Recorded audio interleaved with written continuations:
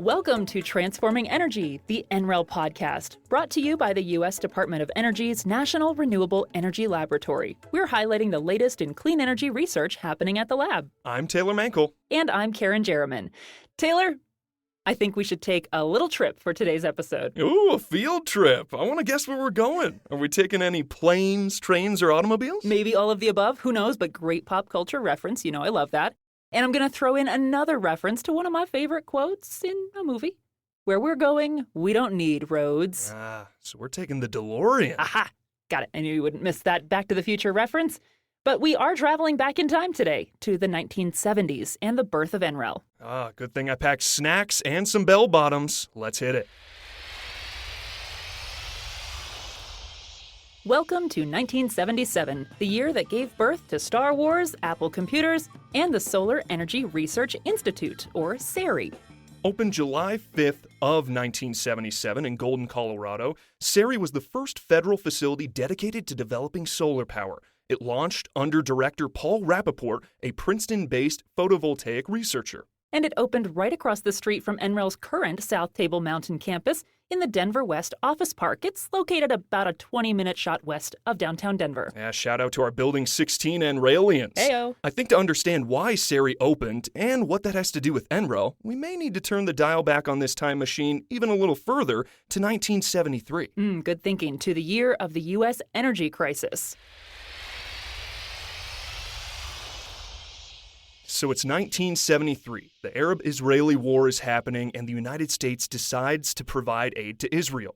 In retaliation, the Organization of Petroleum Exporting Countries raises the price of oil to more than $5 per barrel. Later in the year, Saudi Arabia cuts off oil exports to the United States completely, sparking a full-blown energy crisis. And this oil embargo results in a nationwide gas shortage. Cars are spending hours waiting in long lines at gas stations, and stations are putting limits on how many gallons could be purchased per car. It's chaos. NREL research fellow Bob Thresher recalls his experience. I sat in a gas line for 5 or 6 hours, as many other people did. But at that point, sitting in a gas line, I really had sort of an anger that probably isn't quite subdued even today. I just didn't see any reason why we should be dependent on other people. It seemed like we should be able to generate our own energy one way or another. That was kind of a catalyst. I vowed that first opportunity I got, I was going to try and work to do something about that. It was the oil embargo that inspired a lot of people to take a look at some things that were maybe a little different. By October of 1974, President Gerald Ford establishes the Energy Research and Development Administration and signs the Solar Energy Research, Development, and Demonstration Act. This act launches the formation of SERI and marks the first time the country would tackle energy issues through a center of innovation to create and market renewable energy technologies instead of just through policy. So jumping back to 1977 and Jimmy Carter's presidency, we already know that SERI opens in July, and by August, President Carter forms the U.S. Department of Energy. Well, the big thing that happened under Jimmy Carter was that they created the Department of Energy. And so under that, all of this got consolidated, and the Atomic Energy Commission, those labs were part of DOE, and so Sandia, Argonne, PNNL, all the different Oak Ridge, all the different labs were part of DOE, and different ones contributed parts to the development of the program. And this replaces the Energy Research and Development Administration. Yep, and meanwhile, SERI begins taking on wind research and development, expanding beyond its solar roots and setting the stage for its future as a national laboratory. The following years at SERI include a visit from President Carter, the new May 3rd holiday of Sunday, commemorating the dawn of a new solar age, and efforts to develop solar voltaic systems, wind turbines, a biomass converter, and a model of a solar power plant. It wasn't easy.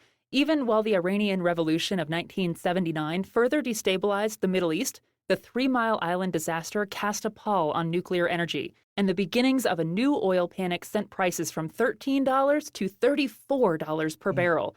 Domestic drilling in Alaska and a new administration in Washington brought the focus back to non-renewables. And in 1980, SERI lost its director. Rappaport passed away on April 21st, the eve of Earth Day. It's interesting you mention Earth Day because Rappaport's successor was actually the co-founder of Earth Day, Dennis Hayes. No kidding.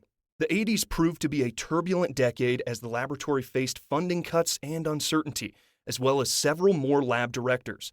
But motivated by the Institute's mission for renewables, CERI's researchers and staff pushed forward. Okay, so let's jump to September 16th, 1991. Now that was a good day. Do you know exactly what you were doing? I wish I could remember what I was doing that day. I can't tell you.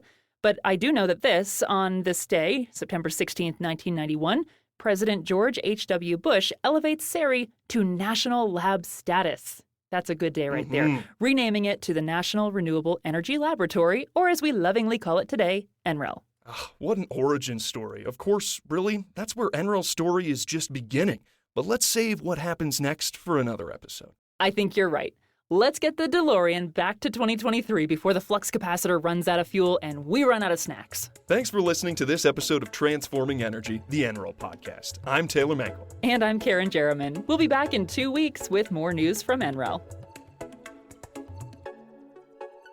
This episode was adapted from the National Renewable Energy Laboratory History Project by Kim Adams. Our theme music is written and performed by Ted Vaca, and episode music by Chuck Pernick, Jim Riley, and Mark Sanseverino of Drift BC.